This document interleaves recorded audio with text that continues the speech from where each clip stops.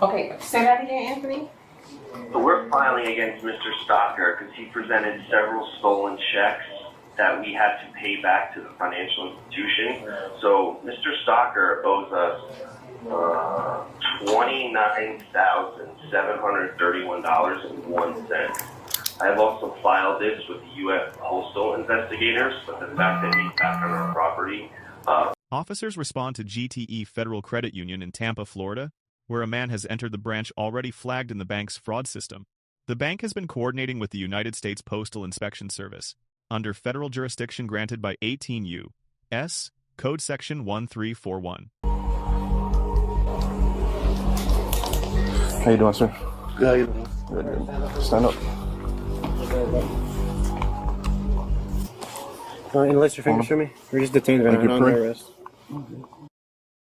So you're detained right now. We got a call that it might be a possible fraud for a certain amount. That's why I literally came in here. I've been coming to you guys' office like a few days now. Trying to figure it out. You're under arrest. Yeah, we're just trying to investigate. Alright, just step out real quick. Sorry, just go on. You can't keep moving. You have to put on outside. Alright. No weapons, right?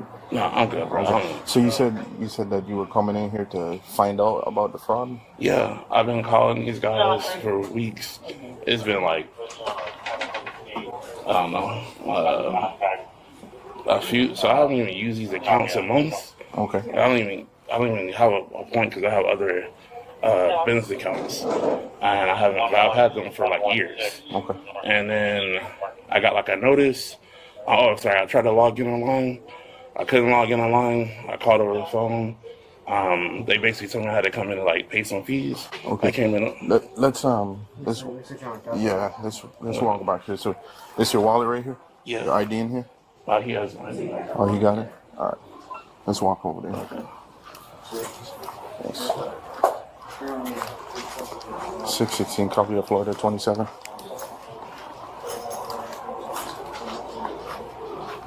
No, Yeah, you good. Okay.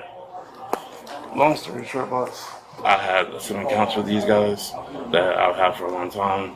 I tried to log in online one day, it wouldn't let me log in. Eventually I found out there were just some fees that, like, because there was just old accounts. Yeah. And they asked me to come pay the fees. I went and paid the fees. They told me everything was fine. I got a few text messages saying, like, basically, that I use his cards, basically. And I didn't, but I had called, and they told me basically the fraud department was closed. So I went back in the office. They told me basically I had to call when fraud was open. I called fraud. Basically, they told me that I had to come back in here because they don't. They basically couldn't help me over the phone, and so I'm here now. I don't know even what accounts is even in regards to. They won't even tell me what accounts is. Okay, so you opened the account and you haven't used it for years. You're saying that It depends on what account. Like some accounts not for months. okay, Yeah. so for months, and you got some notifications that you got possible fraud with the accounts, and now you coming in here because you had some fees related to some of the accounts. Well, no, I already paid the fees. Okay, so you paid the fees. Yeah, so I thought you were everything was just fine. so what were you doing in here to find out So about the fraud? Yeah, Okay, to see what they think is fraud or whatever. okay, because how did you get the notification through It was a text or a something? few weeks ago. Yeah. Okay. And this is like my second or third time Trying to come in figure here. out. Yeah. Okay. Because the other time I went, they told me everything was fine. Did you go to this I went one to or South Tampa? Tampa. South Tampa? Yeah. Okay. All right. So when was the first notification? When I was looking at my phone. Okay. All right. Let me, you mind signing up? Yeah. Okay, say that again, Anthony. So we're filing against Mr. Stocker because he presented several stolen checks that we had to pay back to the financial institution.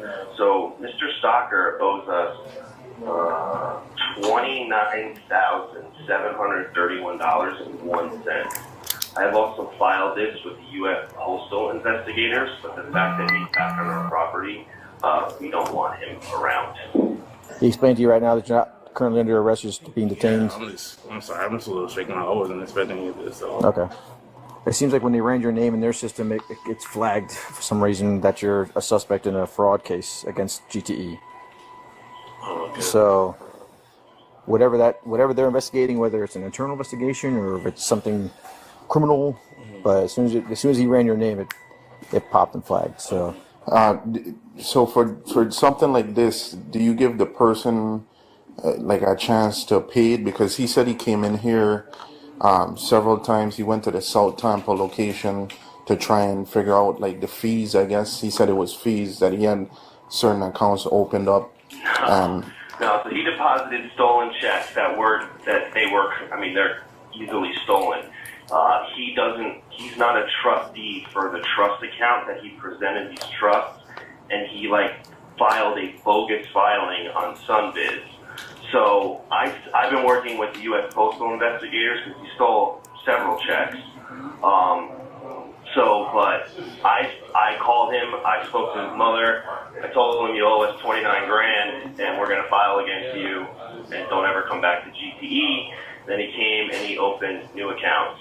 So we want him trespassed and we want our money, he committed fraud for GTE. Do you guys have a case open with a police department or anything? Where did he deposit the checks? Which location? I think it might be South Tampa. South Tampa and here. In this location? Yes. So the amount that was. So how much was the check that was done here in this location? $29,739.01. That was what he deposited here or withdrew here? Yep. Okay. Because you said something about South Tampa. Was it all here at this location? Oh yeah, so sorry. Yeah, South Tampa was the 29. That one was $11,052.29, and we have since then received the reclamation for that check. So both checks have returned. So he actually owes us $40,791.30. I was just in South Tampa, GT, for 3 hours trying to get everything straightened out. They told me everything was fine. So why would... Okay. What's that? We don't know either. We'll figure it out. Whether it's something that Tampa's investigating or something that they're internally investigating. We're not really sure yet. So. I haven't used accounts in months. Okay. I was just trying to log in and see.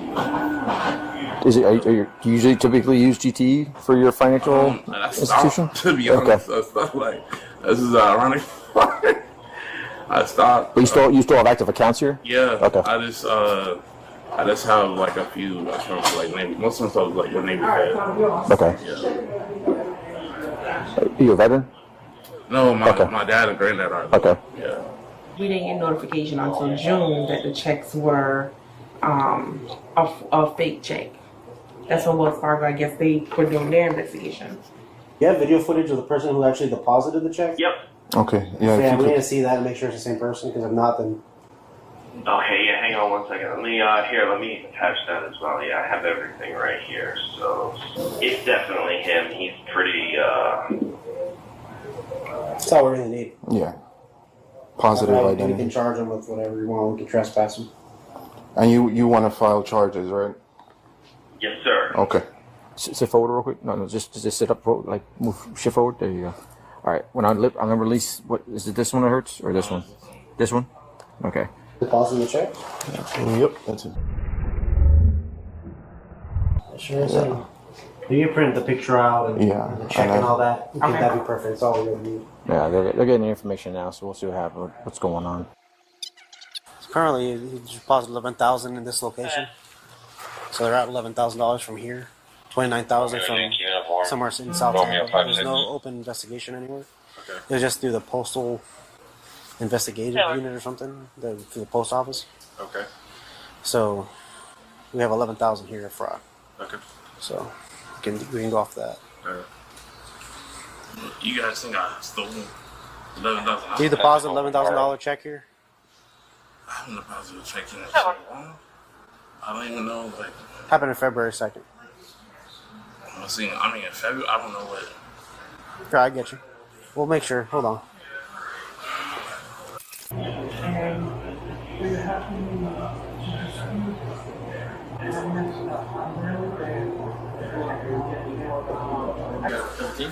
Huh? Yeah. We're at 17. We have a picture of him depositing the check. It's in.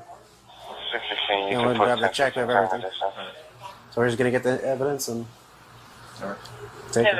We'll charge him and all that. Don't worry, he's 10-15. So there's two separate locations Yeah. that he hit? Mm-hmm.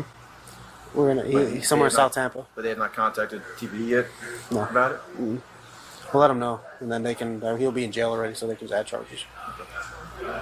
When he deposited the check? February 2nd. No, is it just a bad check? Yeah. Okay. 11,000 here, 29,000. Okay. He's down 40. They're down 40,000. Okay. They're printing everything out for us, and then we're gonna give him the Axon link. Okay. And they're gonna upload all. He has a case file and everything. He's gonna upload to Axon. Okay. For everything we really need. All right. Are you transporting or is somebody else We'll transporting? take it. Okay. So you guys think the checks are deposited or fraud? So as of right now, As of right now, you are under arrest. Okay, for check fraud. Okay. Issue 1. Investigative detention. The initial detention was lawful, under Terry v. Ohio, established by the Supreme Court in 1968. A brief stop requires only reasonable, articulable suspicion, not probable cause. Here, the bank provided officers with a first-hand account, an active fraud flag, on the subject's name, documented return checks, and a federal investigation. That combination clears the Terry threshold without question. Issue 2. Pre-arrest statements. Before any Miranda advisement, the subject voluntarily offered a detailed account of his banking history, his failed login attempts, the fraud notifications he received, and his reasons for being at the branch. Under Illinois v. Perkins, 1990, voluntary statements made absent compelling custodial pressure are generally admissible. Every word spoken before Miranda was read is a statement prosecutors can use. This is the subject's most consequential legal error. Not a criminal act, but a failure to exercise a constitutional right. At the moment it mattered most. Issue 3. Miranda advisement. A constitutionally complete Miranda warning contains 4 mandatory elements. The right to remain silent, the warning that statements may be used in court, the right to have an attorney present, and the right to have counsel appointed, if the suspect cannot afford one. The transcript captures elements 1, 2, and 3. Element 4, the right to appointed counsel is not confirmed in the available record. Under Miranda v. Arizona, 1966, omission of any element is not a procedural technicality. It is a Fifth Amendment violation that exposes every subsequent statement to suppression under the exclusionary rule. If the subject had made admissions post-arrest, this omission would be the foundation of a suppression motion. Issue 4. Invocation of right to counsel. When asked whether he would answer questions without an attorney, the subject responded clearly, "That's a question, no." Under Burguese v. Thompkins, 2010, invocation must be unambiguous. This statement qualifies. Officers correctly ceased questioning immediately. That decision was constitutionally required and properly executed. Issue 5. Probable cause for arrest. Florida Statute Section 901.15 authorizes warrantless felony arrest when an officer has reasonable belief a felony was committed. Florida Statute Section 831.02, uttering a forged instrument, is a third-degree felony requiring proof that the subject knowingly passed a fraudulent document with intent to defraud. At the point of arrest, officers had bank surveillance confirming the subject's identity, documented return checks totaling over $40,000 across 2 locations, a manager's sworn account, and an active USPIS investigation. Probable cause was well established. Basically, with the checks that you deposited, supposedly they're saying were bad checks back in February. One here, one down in South Tampa. They put money in your account that was not technically yours. so they have video of you actually depositing the check, Yeah. and the checks are bad. Checks are bad. But I mean, that's back in February. What was Yeah, wrong no, with the check? the money they got deposited in there was bad. So like they actually are out of money. So they actually are down 40,000. I don't know where you got those checks from, but I got those checks were from my business to Wells Fargo. yeah. So they were bad checks. Whatever account those checks are written off of to you was a bad account, or it was insufficient funds or whatever. So, Fully agree. You can read Miranda Okay. if you want to interrogate. Yeah. Once we get to the car, What's up? I'll read it and. As for right now, they are the victim. I mean, Yeah, the bank is a victim. since they lost money. I mean, if you receive money that you are not supposed to, Future 1 male, 1015. Support 1015.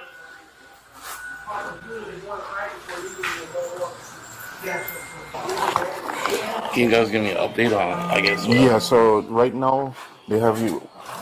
They have you on a depositing and withdrawing on a fraudulent check. So the check was cashed for 11,000 and change. It looks like the post office right here. Okay. The post office flagged you for, I guess, using these stolen checks. And then once they came back, then because once we run your name, it's flagged. You see? So, all right. Right now, I'm gonna search you, and then I'm gonna read you your rights. Okay? Searching. No. Just your face. Yeah. Have you sit down? Wait. Let me unbuckle this real quick. Try not to lean on the cuffs, or it's gonna dig into your skin. Yeah. I'm sorry, say again? Don't lean on the cuff, so just lean forward a little bit. You have the right to remain silent. Anything you say can and will be used against you in the court of law. Do you understand these rights? Yes, sir. Yes? Yes, sir. Okay. Are you willing to answer questions or make a statement without an attorney being present? That's a question. No? No. All right. Can I ask you a quick question? Can I call my mom?